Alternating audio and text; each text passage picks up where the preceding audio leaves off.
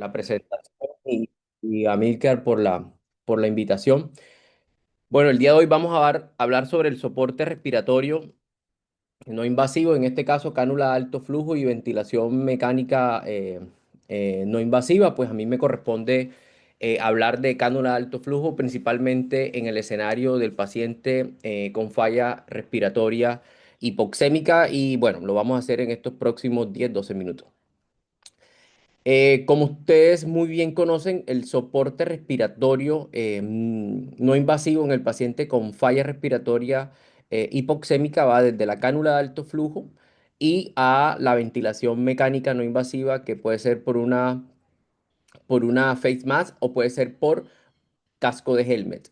Hay que dejar algo presente, es que casco de helmet, por lo menos aquí en la ciudad, no tenemos, lo cual es una limitante a la hora de aplicar la evidencia y solamente lo que tenemos una face mask y cánula de alto flujo. Pero cuando empezamos a hablar de cánula de alto flujo, podemos ver que una de los principios fisiológicos de la cánula de alto flujo es que me permite hacer un mejor clearance del CO2, el lavado del CO2, y eso lo hacemos a medida que vamos aumentando el flujo. Lo mismo pasa con la precisión de la entrega de FiO2, es decir, la FiO2 va a tener una mejor precisión cuando yo aplico un mayor flujo al paciente y ustedes pueden ver en este gráfico cómo un paciente que tiene un pico flujo mucho mayor que el flujo que yo le entrego a ese paciente, la precisión de la entrega de la FiO2 va a ser mucho menor cuando yo le entrego un flujo más alto que el pico flujo que tiene el paciente, la precisión de la entrega del oxígeno va a ser mucho mejor. Si miramos el OptiFlow, que no es más que esa presión positiva dinámica que puede generar la cánula de alto flujo a medida que programamos un alto flujo en el dispositivo, es decir, que el compartimento o la entrega de oxígeno a nivel de todo el territorio pulmonar va a ser mucho, mucho mejor, pero especialmente hablando no tanto de la entrega con la precisión, sino hablando de la presión positiva dinámica que se puede generar en diferentes regiones a nivel alveolar por un mejor OptiFlow en estos pacientes. De los efectos fisiológicos de la cánula de alto flujo, aparte de lo anterior, ya sabemos que a medida que vamos aumentando la entrega de flujo a nuestro paciente, por eso es que la recomendación es siempre es iniciar al menos con 50 de flujo o 60 de flujo. Y aquí podemos ver, a medida que vamos aumentando el flujo, vamos a tener los siguientes principios fisiológicos. Primero, que hay un mejor lavado del espacio muerto, es decir, va a haber un mejor clearance del CO2. La entrega de FiO2 va a ser mucho mejor y eso me va a llevar una mejor PO2 en ese paciente y el beneficio de obtener una presión positiva en este paciente. Y esto se ve reflejado en un mejor volumen de distribución del gas al final de la expiración, con un mayor reclutamiento pulmonar, con una mayor compliance del pulmón, y esto me va a llevar a que el paciente va a tener un mejor drive respiratorio, mejor frecuencia respiratoria, va a bajar el trabajo respiratorio y va a bajar el esfuerzo del paciente, y eso me lleva a un mejor confort del paciente, obviamente combinado con la adecuada modificación que se puede presentar con este dispositivo al mejor confort del paciente. Y ustedes pueden verlo en su práctica clínica, cómo el paciente va a tener un mejor confort con la cánula de alto flujo. Pero como digamos que toda intervención va a tener sus consecuencias, una de las cosas y lo más probable es que el doctor Carmelo en sus diapositivas nos va a hablar sobre lo que pasa con la respiración espontánea cuando yo someto a un paciente en soporte respiratorio no invasivo. Entonces, mire lo que sucede. Cuando un paciente tiene respiración espontánea, ¿cierto? Este paciente va a tener un drive respiratorio aumentado y este drive respiratorio aumentado, paciente que está en falla respiratoria, va a ser generado por la misma hipoxemia, por el edema pulmonar, por la inflamación, por la agitación, por alteraciones en la compliance y también va a ser generado por ya sabemos, el daño heterogéneo que hay o la inflamación heterogénea que hay a nivel pulmonar, lo cual ambas situaciones, tanto el aumento del drive respiratorio como el, digamos que el daño heterogéneo que existe a nivel pulmonar, la inflamación que existe a nivel pulmonar, eso me va a llevar a un swing de las presiones transpulmonares. Y no solamente basta con el swing de las presiones transpulmonares, también ese fenómeno de péndulo oculto, que no es más que puede aumentar las presiones transpulmonares, especialmente a nivel dorsal, a nivel de los pulmones, obviamente, que estas tres situaciones, o sea, es decir, por aumento del drive respiratorio que me aumenta el swing de las presiones transpulmonares, la no homogeneidad que me puede aumentar el swing de las presiones transpulmonares y ese fenómeno de péndulo oculto que ocurre con aumento de las presiones transpulmonares, principalmente a nivel dorsal, esto me va a llevar a un bolotrauma, barotrauma, atelectrauma y es lo que conocemos como PSILI. Y por eso más adelante mostraré una diapositiva tan interesante y que es que retrasar la intubación aumenta la mortalidad. Y probablemente tiene que ver con esto del fenómeno de PSILI, lo mismo pasa con la no invasiva.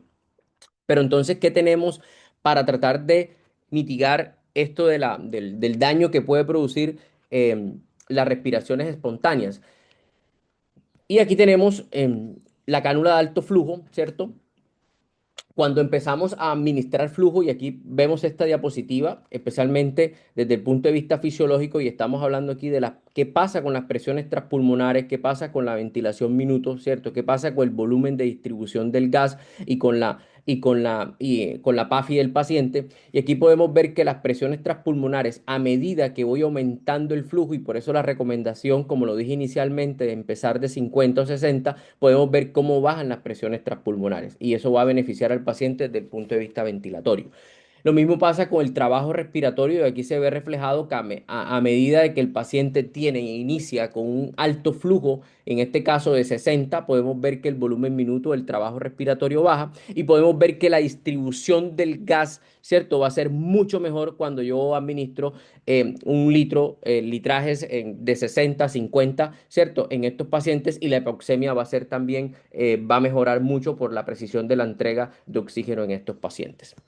Pero, ¿qué tiene que ver el tema del diámetro de la cánula? Es decir, aparte de que yo necesito 60 litros, también tiene que ver el diámetro de la cama, de la cánula. Es decir, que de acuerdo al paciente, yo debo buscar la mejor interfaz para ese paciente, en este caso una talla L, una talla M, pues dependiendo de su paciente, porque a mayor diámetro y mayor flujo que yo le administre al paciente, pues voy a tener unas mejores presiones positivas, una mejor de volumen de distribución del gas cuando yo le administro la cánula de alto flujo. Entonces, mire que tenemos dos principios. Una, siempre empezar con flujos altos y escoger el mejor diámetro para ese paciente en la interfaz que vamos a utilizar. Y cuando comparamos otros parámetros fisiológicos, en este caso el esfuerzo inspiratorio y el drive transpulmonar, en este caso las presiones transpulmonares dinámicas, pues aquí podemos ver que midiendo presión esofágica, vemos, a pesar de que no fue estadísticamente significativa, pero podemos ver que, digamos que con la cánula de alto flujo digamos que una menor presión transesofágica, es decir, eso se ve reflejado en una menor presión transpulmonar en ese paciente. Lo mismo pasa con la presión transpulmonar, como lo dije anteriormente, pues podemos ver cómo va a ser mucho mejor, a pesar de que no alcance la diferencia estadísticamente significativa, pero aquí podemos ver la gran diferencia que puede existir, ¿cierto? No, obviamente no metiendo la parte estadística, pero vemos la tendencia de que puede ser mejor el comportamiento desde el punto de vista fisiológico pulmonar en estos pacientes.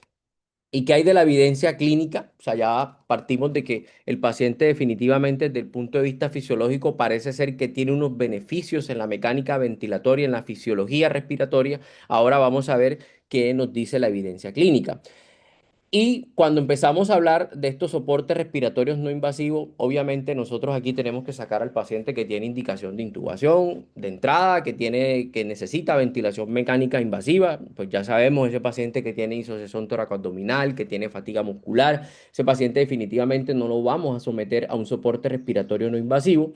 Y empezamos a hablar de una serie de definiciones en los diferentes ensayos clínicos que mostraré más adelante y hablamos de hipoxemia leve a moderada y hablamos de PAFI por encima de 150. Cuando empezamos a hablar de hipoxemia grave, Estamos hablando de PAFI por debajo de 150 y es aquí cuando el soporte respiratorio invasivo en los diferentes ensayos clínicos que vamos a mostrar más adelante aumenta la mortalidad, porque esos pacientes tenían hipoxemia grave y quizás hay un beneficio en los pacientes que tienen una hipoxemia de leve a moderada con PAFI por encima de 150, sin dejar a un lado que una vez yo empiece el soporte respiratorio en estos pacientes, en este caso no invasivo, ya sea cánula de alto flujo o no, o ventilación mecánica no invasiva, el monitoreo clínico, el monitoreo fisiológico y no retrasar la intubación es uno de los pilares fundamentales a la hora de establecer esta intervención terapéutica.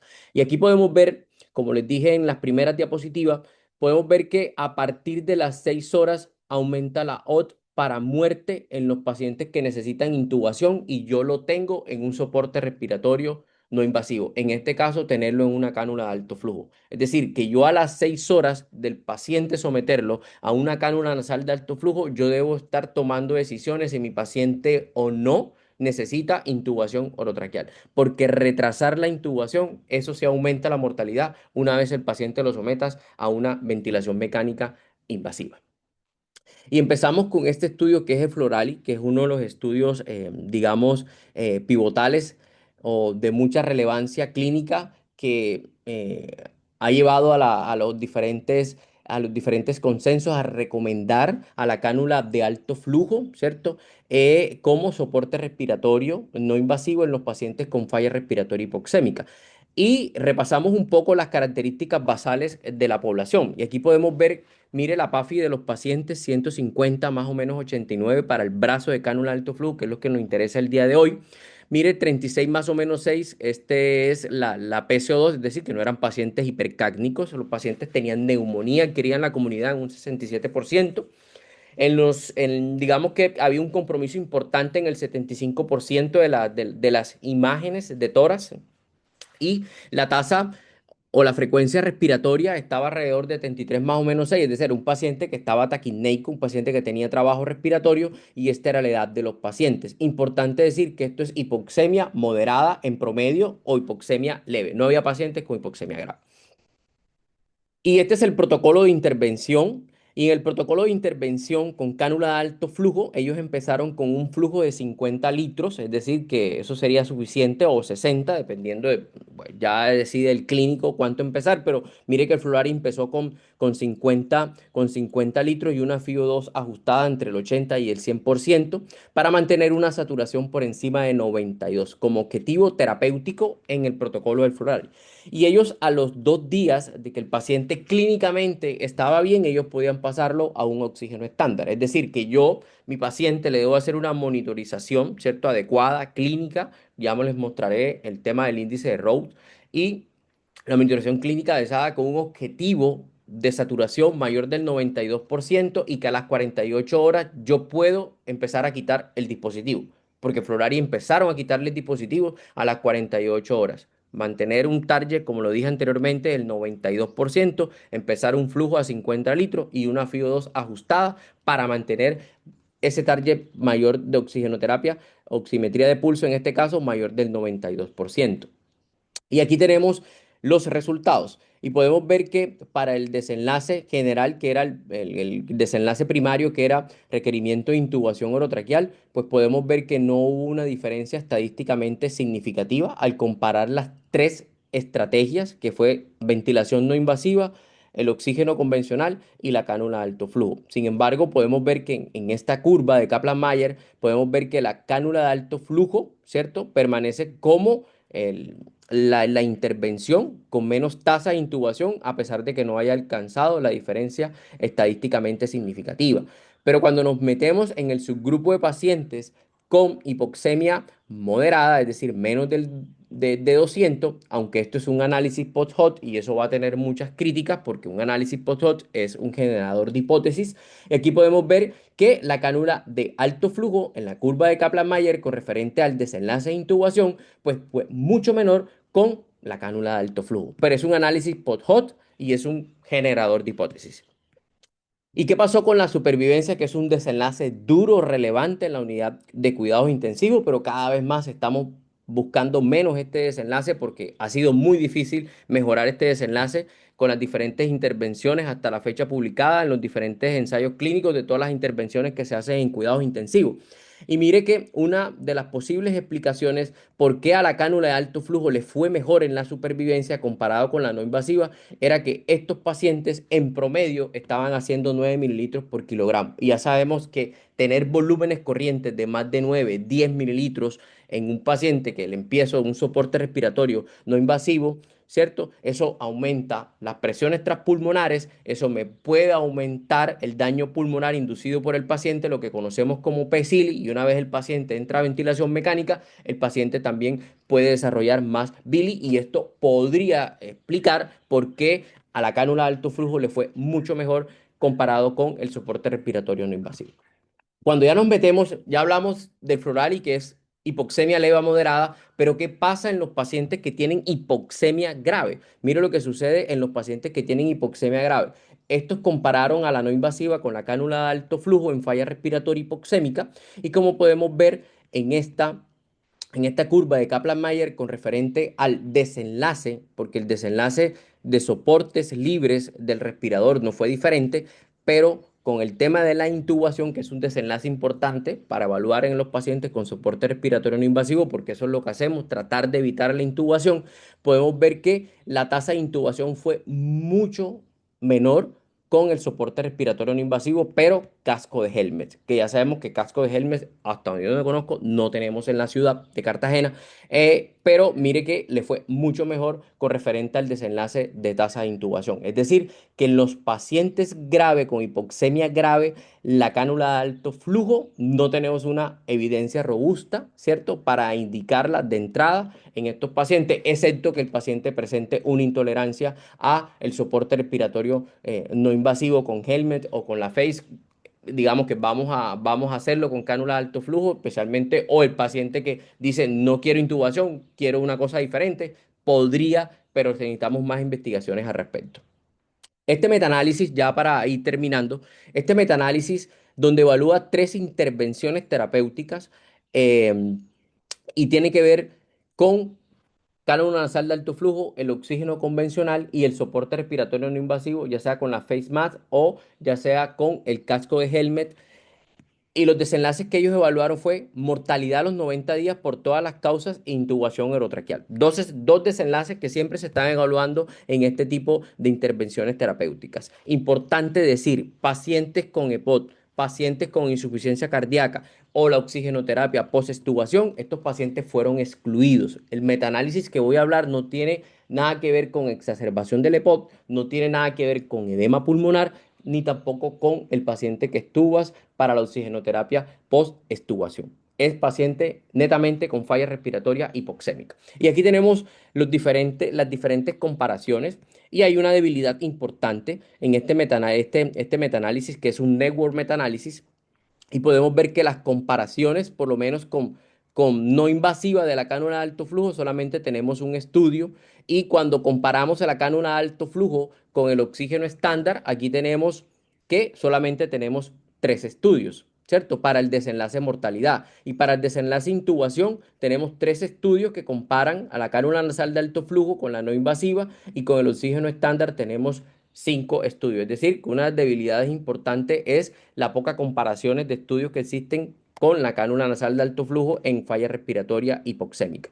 Y cuando evaluamos el desenlace en mortalidad, podemos ver que para la cánula de alto flujo comparado con el oxígeno estándar es mucho mejor. Es decir, que si yo tengo el dispositivo en mi institución, yo no voy a escoger una máscara de no reinhalación, no voy a escoger un Venturi. Si yo tengo el dispositivo en un paciente que tiene una falla respiratoria hipoxémica y tengo de la mano la cánula de alto flujo, la cánula de alto flujo sería de elección para disminuir la mortalidad en estos pacientes. Si nos vamos y comparamos a la cánula de alto flujo con la no invasiva, en este caso con una face mask, podemos ver que el resultado es muy neutro, es decir, no hubo una diferencia estadísticamente significativa, ¿cierto? Aunque hay una tendencia a que la cánula de alto flujo en este escenario pues parece más prudente que la no invasiva, pero bueno, eso es un tema para discutir al final. Y si nos vamos al desenlace intubación, podemos ver que cánula de alto flujo comparado con el oxígeno convencional va a disminuir las tasas de intubación. Y si nos vamos a compararlo con la face mask, podemos ver que cánula de alto flujo, ¿cierto? Hay un resultado neutro. Es decir, que definitivamente hay una diferencia importante de la cánula de alto flujo comparado con el oxígeno convencional en los pacientes con falla respiratoria hipoxémica de leva moderada, ¿cierto? Pero comparado con con la no invasiva, este metaanálisis me arroja un resultado neutro, es decir, podría utilizar una de las dos, pero bueno, esto vamos a discutirlo más adelante. Y por eso el grupo europeo ha sacado un consenso sobre el tema de la cánula nasal de alto flujo. Y es que si la cánula de alto flujo sobre el oxígeno convencional en falla respiratoria hipoxémica, la respuesta que a pesar de que sea una recomendación condicional y con una certeza leve, moderada de la evidencia, perdón, se sugiere a la cánula de alto flujo sobre el oxígeno convencional y cuando ellos generan la recomendación si la cánula de alto flujo sobre la no invasiva en falla respiratoria hipoxémica, ellos también sugieren que la cánula nasal de alto flujo sería el dispositivo de elección en falla respiratoria hipoxémica sobre la no invasiva. Predictores de intubación en los pacientes que se someten a cánula de alto flujo. Aquí vemos que tener el paciente taquicárdico, esto fue un predictor estadísticamente significativo, es decir, que persista la taquicardia en un paciente que se somete a cánula nasal de alto flujo, es un predictor para independiente asociado a la intubación orotraqueal. Otros predictores de fracaso de la intubación, tenemos el paciente taquineico, es decir, que el paciente permanece con frecuencias respiratorias por encima de 45, que el paciente empieza a desarrollar disociación tóraco-abdominal, que el paciente persiste hipoxémico, estos pacientes o persiste con una oximetría de pulso, ¿cierto? Disminuida. Estos predictores se asocian a un fracaso de la cánula nasal de alto flujo. El monitoreo clínico es importante siempre en este paciente, el monitoreo fisiológico, el índice de Rose lo utilizamos a las 2, a las 6, a las 12 horas, pero ya sabemos que esto no va a reemplazar el juicio clínico, es decir, si usted decide que el paciente necesita intubación porque hay un fracaso importante, a pesar de que el índice de Rose me da adecuado, eso va a predominar siempre sobre cualquier puntaje o cualquier escala que yo le quiera generar a mi paciente. Conclusiones, la oxigenoterapia nasal de alto flujo sería la mejor elección en el paciente que tiene hipoxemia de leva moderada comparado, ¿cierto?, con el oxígeno convencional. Decir que es mejor que la no invasiva, eso está en discusión.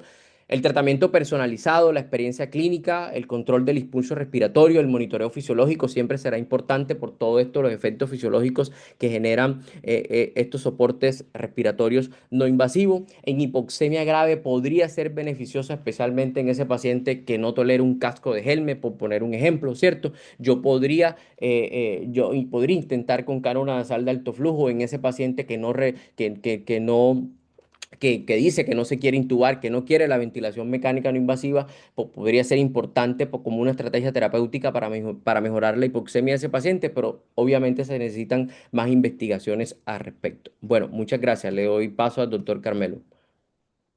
Buenos días, José. Muchas gracias por excelente conferencia. En los próximos minutos, el doctor Carmelo Dueña va a hacer la parte de ventilación mecánica no invasiva y posteriormente daremos unos minutos para preguntas y respuestas. Muchas gracias. ¿Me confirman si se oye y se ve? Sí, se oye y se ve. Bueno, la agenda que les propongo en los próximos, espero cumplir 15 minutos, es esta que ven allí. Y hablando de la historia que me conocen, saben que es de uno de mis mayores defectos, les traigo aquí lo que resumiría toda la historia a la cual hemos llegado y si pasamos del 2026 en adelante, probablemente habrá cosas mucho menos invasivas que la cánula nasal de alto flujo. Pero bueno, eso está en construcción. Lo que sí les traigo de historia y los invito y los insto a que se revisen esta artículo de hace 76 años, en el cual nos enseña una cosa concreta. Todos somos mamíferos, elegimos el patrón respiratorio que nos genere el menor trabajo posible. Eso es así. Y siendo así, uno se pregunta cómo funciona la ventilación no invasiva y la respuesta que traemos de la literatura es esta concreta. Uno diría, pues entonces el menor trabajo respiratorio lo debiéramos obtener con la ventilación no invasiva, puesto que produce todos esos beneficios. Y cuando uno intenta desglosarlo, encuentra que además de los efectos ventilatorios, de los efectos musculares, de la mejoría en la ventilación alveolar y en el espacio muerto y la reducción del cortocircuito, y se va más allá de la interacción corazón-pulmón, termina pensando que realmente la ventilación no invasiva, con esto en mente, funciona bien para hipercapnia, para EPOC, para neuromusculares y para edema pulmonar, por todos estos beneficios que traemos allí. Sin embargo, cuando revisamos la evidencia, y esta diapositiva la coloco como homenaje a nuestro maestro, el doctor Edgar Sellis, quien desarrolló nuestras tres publicaciones que resumieron en su momento toda la literatura que evaluaba las intervenciones que impactaban en mortalidad en el paciente crítico. Y como ven en la última columna, lo único que se perpetuó en el tiempo fue la ventilación no invasiva como estrategia que reducía mortalidad. Y cuando uno ve estos ORs, termina preguntándose qué otra cosa puede impactar más en mortalidad que la no invasiva. Sin embargo, esa realidad está sesgada y jalonada por las dos primeras patologías. Incluso la tercera, y fíjense el año de las publicaciones esas, la tercera, digo, fue cuestionada. Pero bueno, el edema pulmonar está claro y no lo vamos a discutir, y mucho menos la hipercarnia, porque lo que estamos hablando de escenarios de hipoxemia. Pero el cuestionamiento y por el cual la inmunosupresión debiera salir de las indicaciones de la ventilación no invasiva es que, a pesar de esta publicación que mostró sus beneficios y estas otras tres que asumían que producía mejoría en la ventilación y que evitaba la intubación y que inclusive se asociaba con sobrevida, publicaciones como esta, que algo nos mostró ya el doctor Correa, y esta otra del Florari, incluso el estudio de Efraín, no mostraron beneficios en el paciente inmunosuprimido, y por tanto habría que reducirla y extraerla. Y que cuando uno se enfrenta a un paciente en falla respiratoria y no habla del paciente hipercámnico, sino del escenario en el cual nos encontramos involucrados hoy, la hipoxemia sería enfrentar la cánula de alto flujo con la no invasiva, y el doctor Correa ya nos enseñó que prácticamente la cánula de alto flujo ha derrotado a la ventilación no invasiva en estos casos. Y publicaciones viejas, que son las que traigo, ya nos cuestionaban sobre que la ventilación no invasiva en el paciente con falla respiratoria hipoxémica no reducía intubación, no mejoraba sobrevida, y que había demasiada heterogeneidad, y eso sigue siendo cierto. Y otra posterior, también con la misma metodología del doctor Antonelli, terminaba concluyendo que, nuevamente, si tienes un paciente grave dado por SAPS o por SOFA, cualquier valoración, o si tienes un paciente con una PAFI baja que no mejora en una hora, ese va a fracasar. Pero claramente la recomendación de esta publicación es que la no invasiva en el escenario de CRA debiera aplicarse en centros expertos, y que casi era un caricellazo, puesto que la mejoría era casi de la mitad de los pacientes.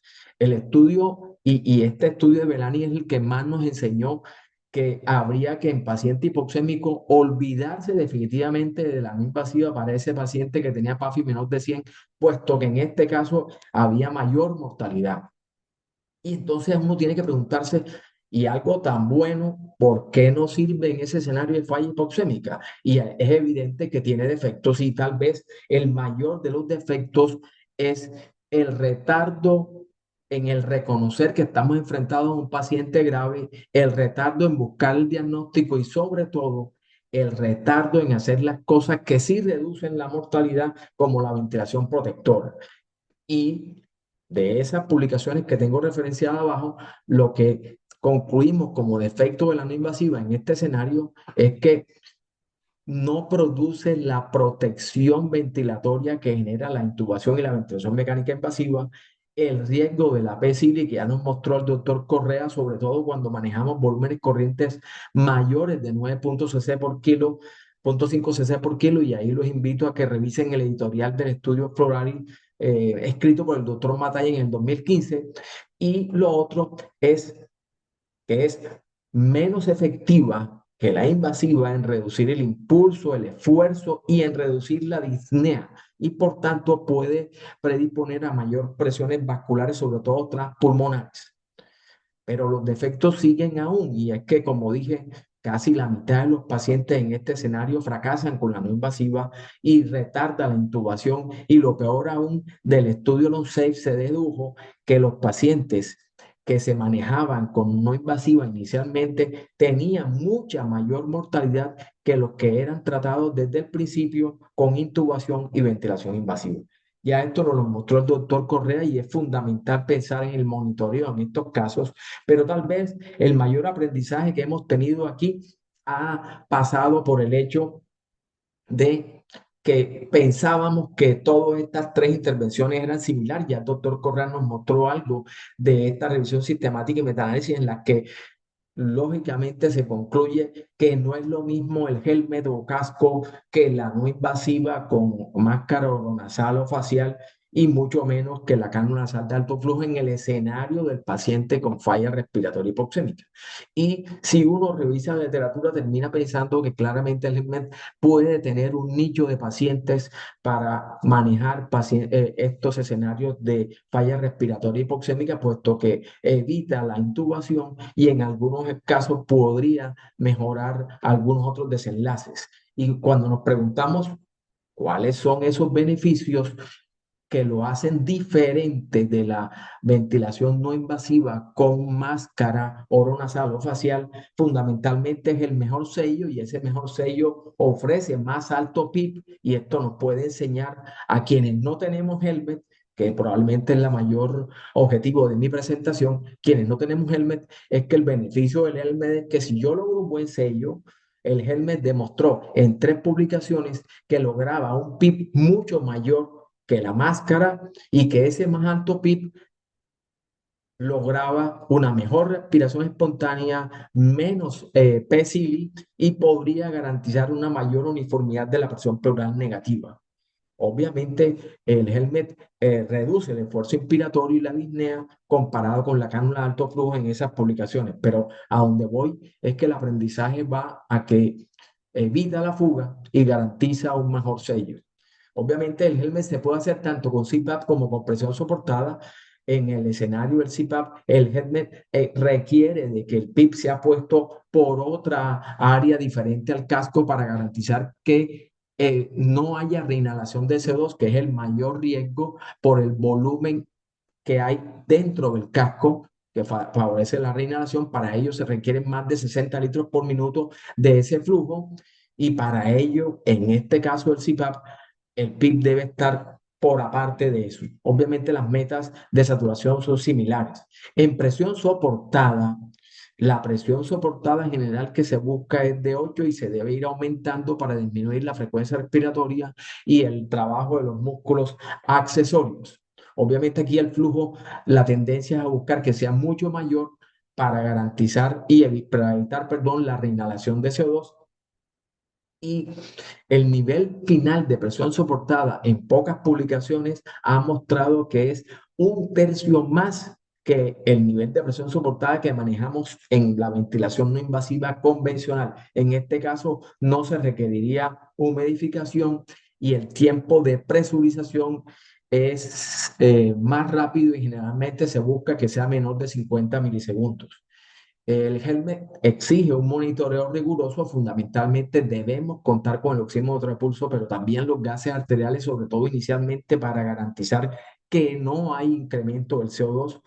No podemos medir el volumen corriente y esta es una limitante de este método. Y en las primeras horas yo debiera garantizar que logro las metas de reducir el esfuerzo y mejorar la PO2. Pero bueno, cuando yo no tengo helmet y no me puedo sentar solamente a llorar, lo que quiero resumirles en los próximos minutos es que primero, el fracaso en la no invasiva se paga con la muerte y miren las diferencias en esta publicación de Ranieri que son escandalosas. Los tipos de fracaso con la no invasiva son desde la primera hora en la cual lo que predomina es que el paciente no le explicamos o no toleró. Luego hay un fracaso temprano en 48 horas y hay un fracaso tardío que generalmente está demarcado por la infección nosocomial. Obviamente, esto exige que en esos primeros minutos, y miren que son menos de 90 minutos de monitoreo riguroso para detectar el fracaso, debemos tener seguro que lo ideal sería que el paciente no tuviera una falla orgánica extrapulmonar, que tuviera un Glasgow mayor de 12, que no tuviera secreciones, que la frecuencia respiratoria estuviera por debajo de 30 y que la PAFI estuviera por encima de 150 y a garantizar una sincronía y tolerancia del paciente y lógicamente que haya una mejoría de los signos vitales. El fracaso se detecta con estas diversas partes del seguimiento del paciente con no invasiva y debo evaluar bien la interfase, cada vez son mejores. Debo evaluar la enfermedad, obviamente si estoy fuera del escenario de POC y de edema pulmonar, las cosas se complican. Debo tener en cuenta a mi paciente, mientras más anciano sea y tenga algún problema mental, la claustrofobia va a ser la limitante y obviamente debiera contar con un equipo humano que tenga experticia en esto y un buen ventilador y modos ventilatorios. Las contraindicaciones son claras para la no invasiva y están especificadas en estos tres publicaciones más recientes. Hay contraindicaciones relativas que se suman y que de esas publicaciones debieran llevarnos a tener en mente para evitar usarlo en ese tipo de pacientes. Y el ejercer la no invasiva cuando yo no tengo helmet pasa por el hecho de que todos los estudios, los más recientes son los que traje, son la oronasal o la facial. Esta se asocia con mayor claustrofobia. El FIO2 que se ajuste para una saturación de 90-94 y comenzar con bajas presiones inspiratorias e irlas incrementando paulatinamente. Y el IPAP iría hasta máximo 20 y el PIP iría hasta máximo 12 o a la tolerancia o la mejoría del paciente, recordando que si me enfrento a un paciente con EPOC, que no es este escenario, sería el BIPAP, pero si me enfrento a un paciente fuera del escenario del EPOC, generalmente yo debiera promover el uso de CPAP. El retiro de la ventilación no invasiva se basa en metodología como esta y es fundamental tener en mente que la mayoría de publicaciones no invasivas no colocan esos ciclos de 2 por 2, de 4 por 2, de 8 por 4.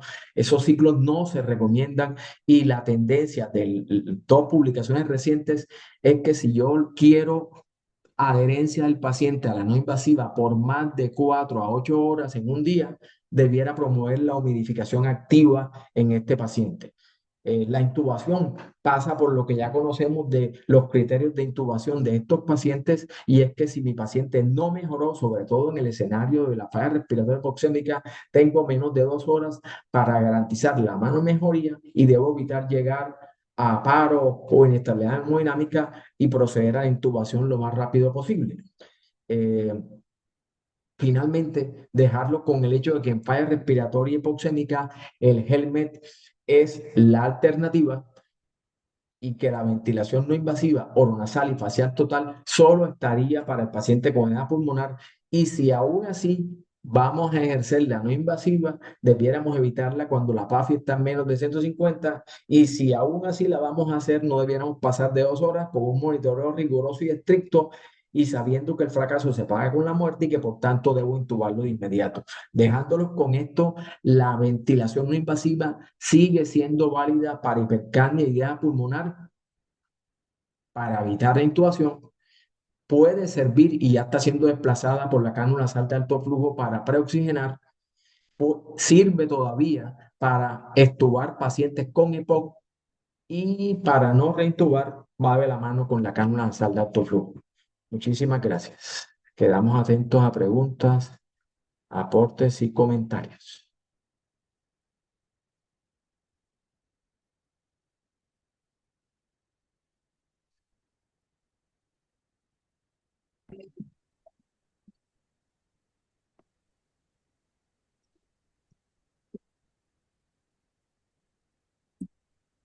Veo que el doctor Babilonia abrió el micrófono.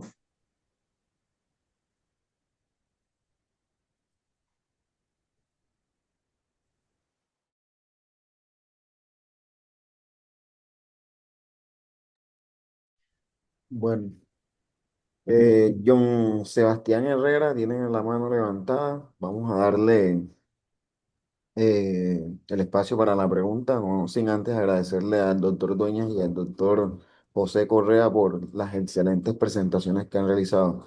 Adelante, doctor Johan. Hola, muy buenos días para todos. ¿Me escuchan bien ahí? Sí, sí, se escucha bien. No, primero que todo, muchas gracias por este espacio académico que siempre nos invita a reflexionar cada día más acerca de lo que estamos en la práctica clínica haciendo día a día. Una pregunta puntual para el doctor Carmelo Dueñas. ¿Cuál es el impacto de la escala HACOR para la identificación temprana del paciente que nos fracasa a la ventilación mecánica no invasiva actualmente? Y muchas gracias, doctor. Eh, realmente la escala HACOR en el primer trabajo de Duan y en la actualización de tal escala, lo que mostró era que desde antes, durante y sobre todo en las primeras horas, las primeras 24 horas, podía predecir el fracaso. Em, yo te diría de esa escala que yo trataría de resumirla lo más posible y me quedaría con dos de las variables que incluye la escala y sería el Glasgow y la hipoxemia. Y el resumen es que si en esa escala tú tienes un paciente que tenga una PAFI menor de 150, ya casi tiene 5 puntos. Y si tiene un Glasgow menor de 12, ya casi tiene 5 puntos. O sea que tendrías que evitar la ventilación no invasiva en un paciente con un Glasgow menor de 12 y una PAFI menor de 150, puesto que ya por HACOR ya la cumples. El HACOR, de todos modos, tiene su sensibilidad y especificidad y tiene algunas limitaciones esta escala y por eso el mismo Duan le añadió la neumonía y el SOFA para perfeccionarla. Como digo, es una herramienta que tienes disponible cuyos valores los puedes tener fácilmente y por tanto creería que debemos usarla. Insisto en que yo me quedaría con las dos variables que más marcan eso y que me debieran llevar a pensar por qué le voy a hacer una invasiva a un paciente con una PAFI menor de 150 y con un Glasgow menos de 12. Esos serían unos no bajos. No sé si quedó claro, doctor. Sí, sí, doctor, queda muy claro y la reflexión que trae a colación es muy buena porque en el día a día deberíamos también traducirnos a la practicidad y el análisis que usted hace a través de estos dos ítems es muy valioso. Muchas gracias. Ok. En Tal vez el un chat hay punto, dos, en sí, el chat hay sí, dos amén. preguntas, profe.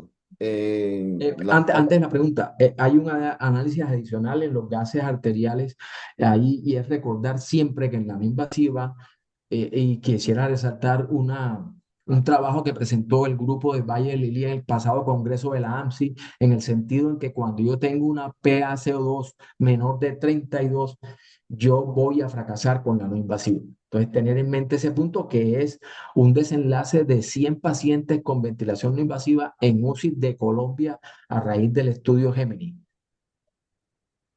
Ok, eh, sí, profe. En la primera pregunta es la sumatoria. Cánula nasal de alto flujo más no invasiva. ¿Cuál es la evidencia? No sé si el Y doctor Correa quiere hablar. Antes que yo.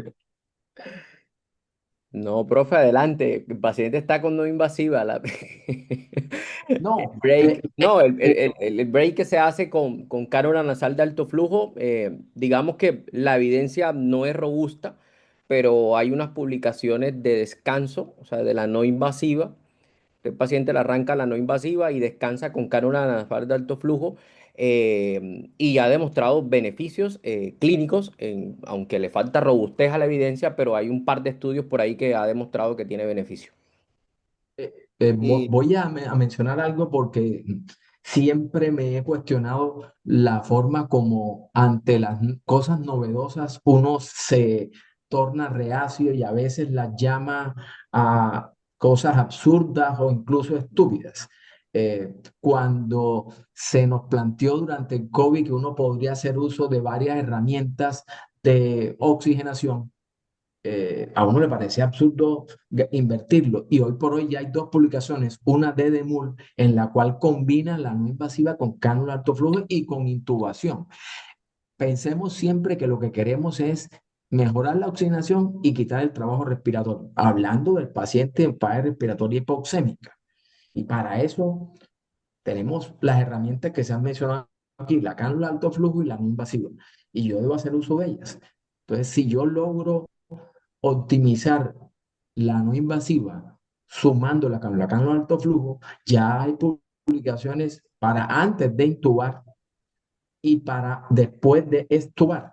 En este último escenario probablemente es donde más utilidad puede tener, pero insisto, yo puedo sumar las dos herramientas para garantizar el éxito. Lo que no debo es usar las dos herramientas para evitar la intubación o para prolongar la decisión de intubación. Eso sí lleva a fracaso. Si yo no logré con las dos herramientas una adecuada oxigenación y sus metas y o mejorar el trabajo respiratorio, no debo seguir usando las dos herramientas porque voy a complicar las cosas.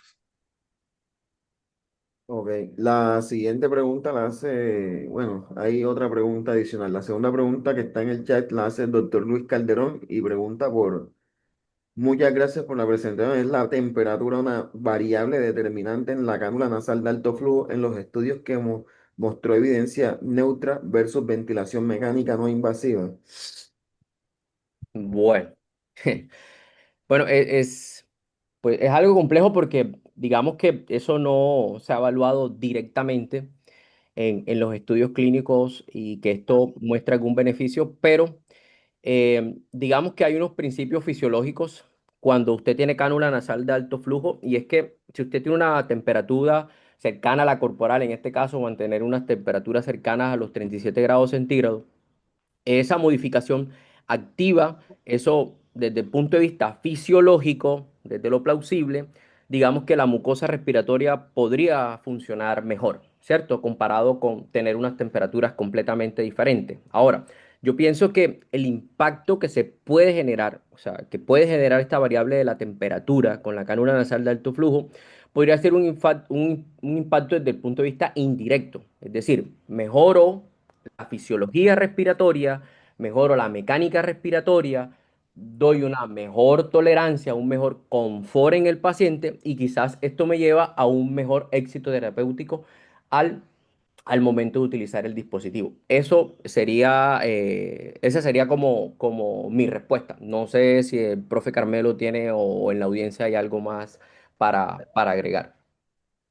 Sí, correcto. Aquí hay que resaltar que esos pequeños detalles de la temperatura y la humedad los hemos pasado por alto y son fundamentales.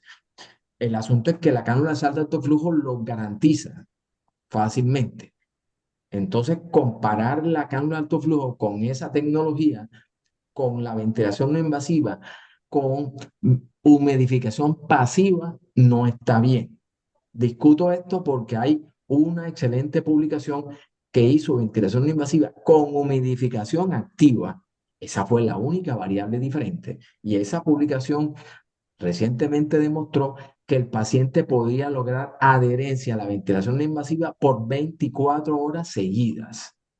Entonces, fíjense que es una variable, la humidificación activa que garantiza temperatura y humedad adecuadas, garantiza la adherencia del paciente a una tecnología que puede haber fracasado por la falta de adherencia del paciente, por la incomodidad que genera la humedad y la temperatura diferentes.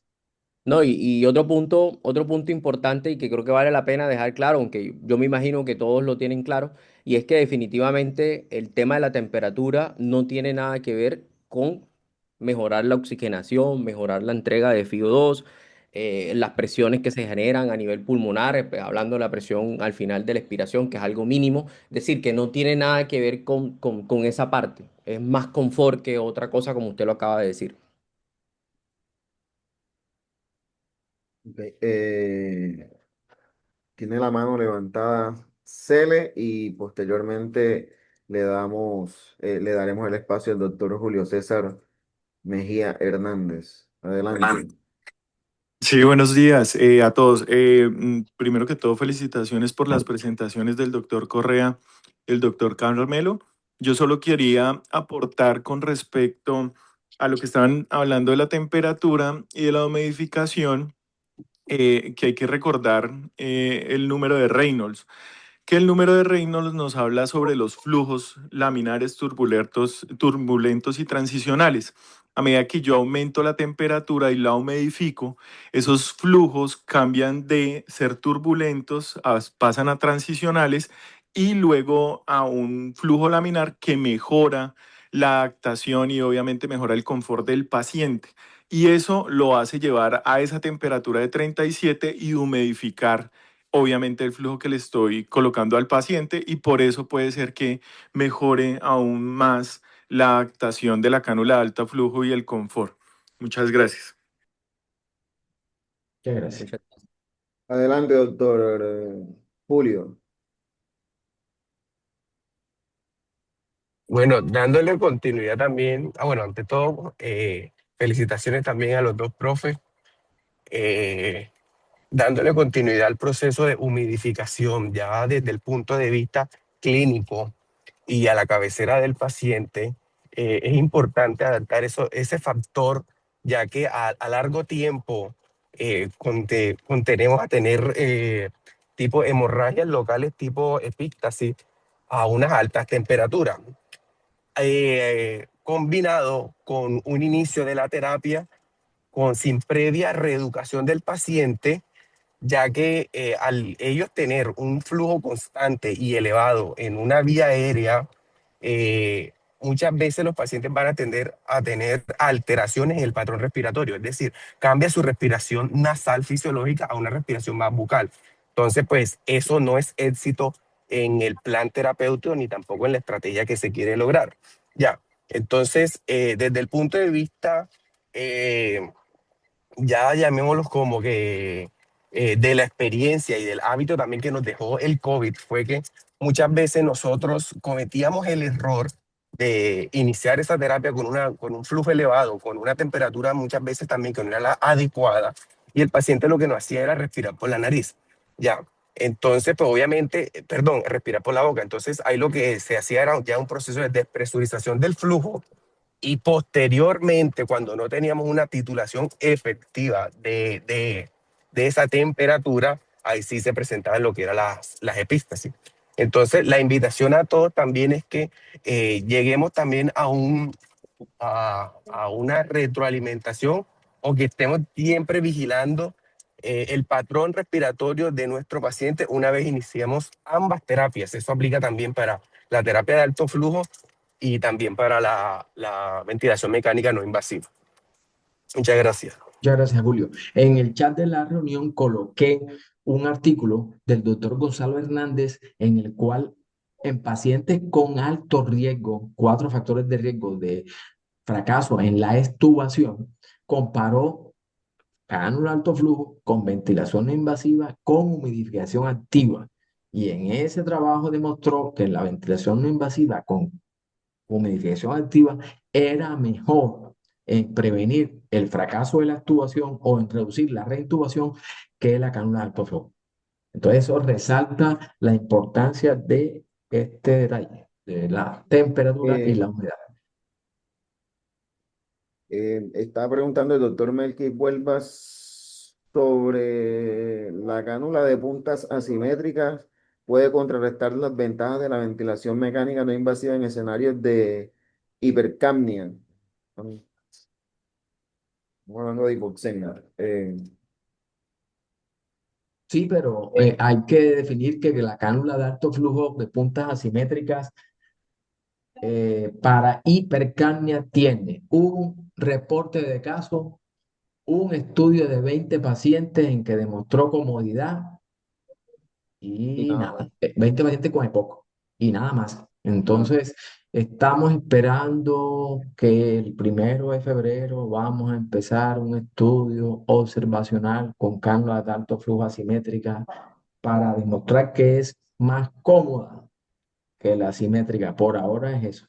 Vamos a ver si logramos demostrar que reduce la hipercapnia. Ok. La fisioterapeuta Carmen Chica tiene la mano levantada. Buenos días a todos. ¿Cómo está, profe? José, profe Garnero, buenos días. Buenos días, Carmen. Eh, Esto es un tema complejo. A mí me gusta este tema porque en efecto siempre genera conclusiones reflexivas, y hay que, bueno, Dios lo que es de Dios y al César lo que es del César. Altoflujo es una terapia inteligente y eso es cierto, mejora la oxigenación y reduce la carga respiratoria con tolerancia muy aceptada. Pero la ABN yo siempre he sostenido que es una palanca potente porque sencillamente recluta y ventila. Y entonces es como que lo que siempre hemos soportado, incluso desde el grupo WIVEN, es que no podemos comparar peras con manzanas. Eh, si bien es cierto, hay puntos muy específicos de evidencia por encima de alto flujo, digamos por encima entre comillas, efectivamente cuando gana la presión positiva. Ahí, bueno, ya tenemos el estudio Recovery RS, tenemos ahí pues toda la evidencia que se está marcando desde Helmet, no invasiva PIB más soporte, en hipoxemia moderada severa en COVID-19, que es el estudio Genibot, ¿cierto? Que tuvo allí un outcome primario importante. Y también SDRA, ¿cierto? Versus máscara facial, que si no estoy mal, el estudio de Patel, ¿no?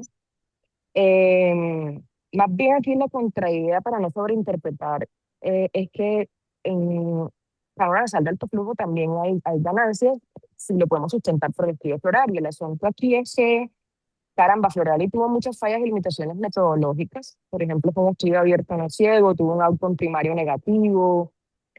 A ver, ¿qué otra cosa? Tuvo un poder estadístico y un tamaño muestral insuficiente para intubación. Bueno, y si ahí comenzamos a analizar estadísticas metodológicamente, Florali tiene un montón de cositas que tenemos que reflexionar, incluso los resultados impulsados por su grupo POSOC, con PAFIs menores o iguales a 200, en donde hay una fuerte señal que aparece al analizar el subgrupo más severo.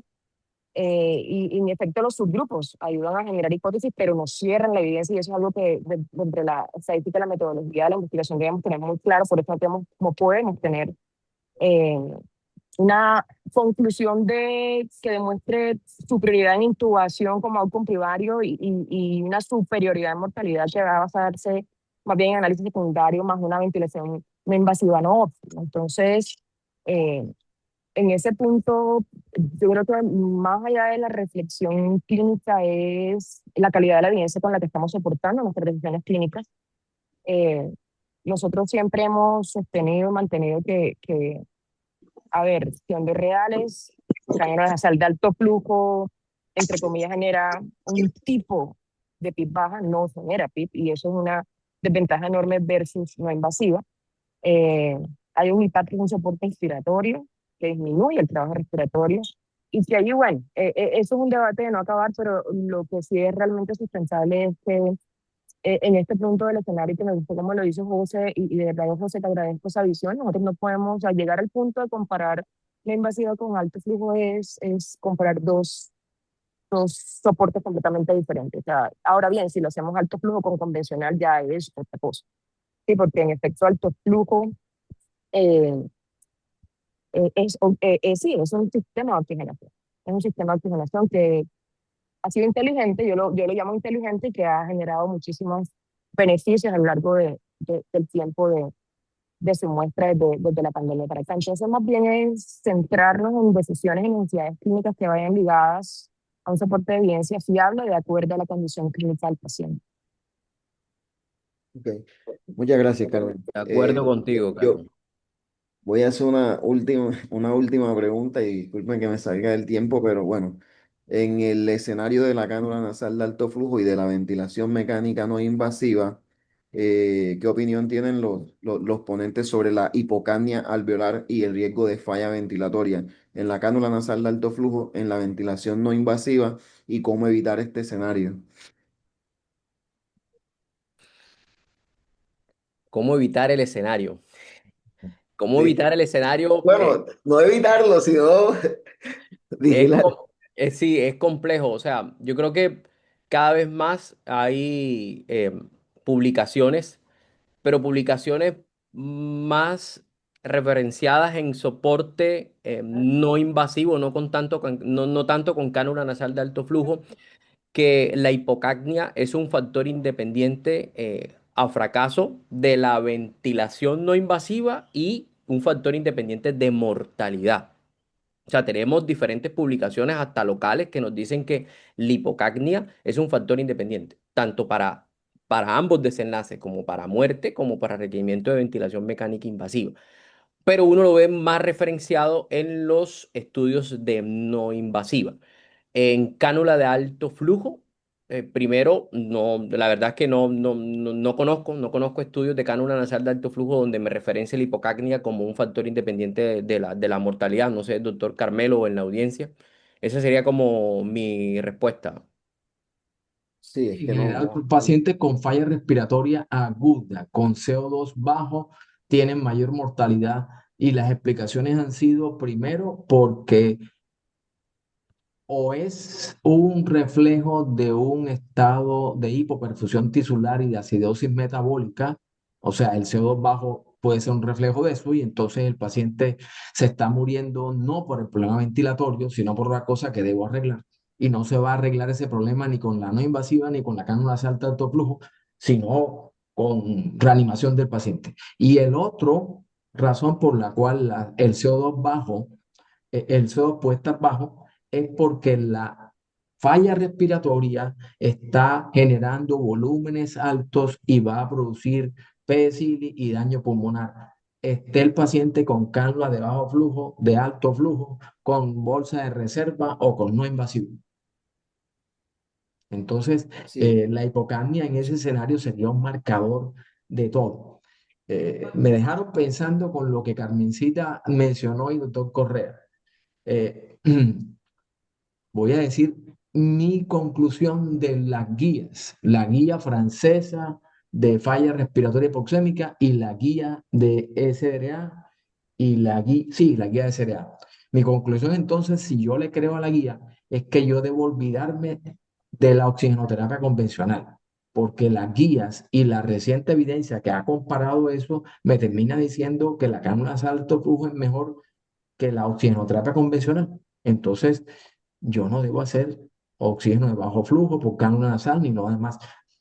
Digo que esa sería mi conclusión de eso. No es lo que yo voy a hacer porque acabaría con el sistema de salud en Colombia si voy a meterle cánula de flujo a todo el mundo. Pero los insto a que nos cuestionemos la evidencia que hay, porque vuelvo y digo, si yo tomo la evidencia en la cual le pusieron cánula de alto flujo a un paciente que tenía 295 de PAFI, hay 4 estudios a los cuales con PAFI menos de 300 le pusieron cánula de alto flujo. Un paciente con 290 de PAFI menos de 300 le pongo cánula nasal de alto flujo yo en mi práctica. Pero esa sí es mi conclusión. Y la otra es que el Floralis me dijo, un paciente que esté más grave es donde le va mejor a la cánula de alto flujo. Probablemente, que es lo que dice el doctor Matay, probablemente no fue que la cánula de alto flujo le fue mejor, es que la no invasiva se hizo peor y por eso mató más. Por tanto, bueno, insisto que estoy de acuerdo con Carmencita en que de pronto necesito un estudio clínico que haga riguroso monitoreo del volumen corriente en no invasiva para saber si cabeza a cabeza la no invasiva con un volumen corriente menor de 9,5 cc por kilo es verdad que mata más que la cánula nasal de alto flujo y no terminar concluyendo que la cánula nasal de alto flujo es mejor que la no invasiva. Pero De bueno, acuerdo. se las Así es. dejo. Sí, no, profe, y para agregar ahí ya para terminar, es un ejemplo. PAFI menor de 300, una frecuencia respiratoria por encima de 25, según todo lo que hay publicado hasta el momento, ahí cánula nasal de alto flujo sería mejor que el oxígeno convencional. Esos serían como Sí, los parámetros. sí.